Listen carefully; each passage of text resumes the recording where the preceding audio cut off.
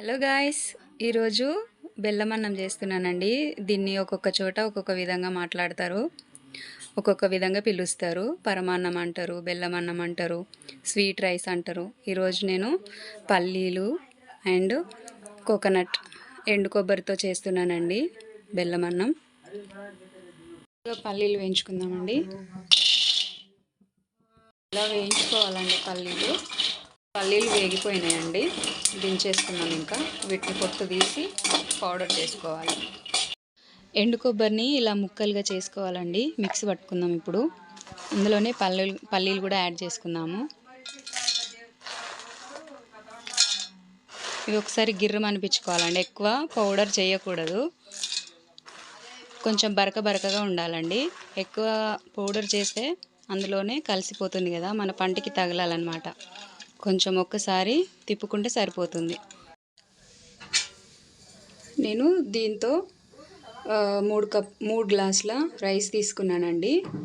అయితే మనము చేసేది స్వీట్ రైస్ కాబట్టి పల్లీలు ఇంకా కొబ్బరి వేస్తున్నాం కదా, దానికి కొంత వాటర్ అబ్జర్వ్ అవుతుంది. కాబట్టి నేను నార్మల్గా అయితే 3 గ్లాసుల బియ్యానికి 6 గ్లాసుల వాటర్ వేసుకోవాలి. కానీ నేను ఒక గ్లాస్ ఎక్కువనే వేసుకున్నానండి. 7 గ్లాసెస్ వేసుకున్నాను. 7 గ్లాసుల వాటర్ వేసుకున్నాను.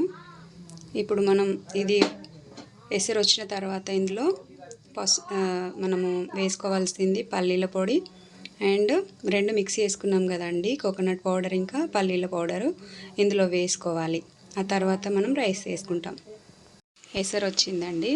ఇప్పుడు పల్లీల పౌడరు అండ్ కోకోనట్ పౌడర్ కొంచెం బరకగా చేసుకున్నానండి. అది ఇందులో వేద్దాం. 2 గ్లాసులు వేసుకోవాలండి. దీంతో చూపిస్తున్నాను కదండి, ఈ విధంగా చేసుకోవాలి. ఎందుకంటే ఇలా చేయడం వలన తినేటప్పుడు మనకి పంటికి తగులుతుంది అన్నమాట, దాని ఫ్లేవర్ అనేది తెలుస్తుంది.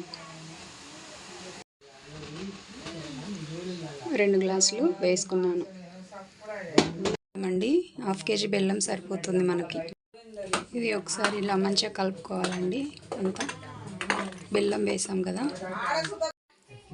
రైస్ వేసుకుంటున్నానండి.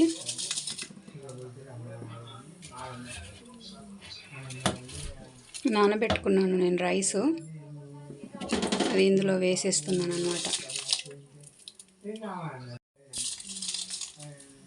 ఇప్పుడు రైస్ ఉడుకుతుందండి. అందులో కొంచెం సాల్ట్ వేసుకోవాలి, 1 స్పూన్ వేసుకోవాలి. మధ్యలో ఇలా కలుపుతూ ఉండాలండి, లేదంటే మాడిపోతుంది, కింద అడుగు అంటుతుంది. సరైన కొలతలతో ఇలా వండుకోండి. ఎలా ఉందో కామెంట్ చేయండి. ఈ వీడియో కనుక మీకు నచ్చినట్టయితే లైక్ చేయండి, షేర్ చేయండి, కామెంట్ చేయండి, సబ్స్క్రైబ్ చేయండి. Thank you for watching. Bye bye.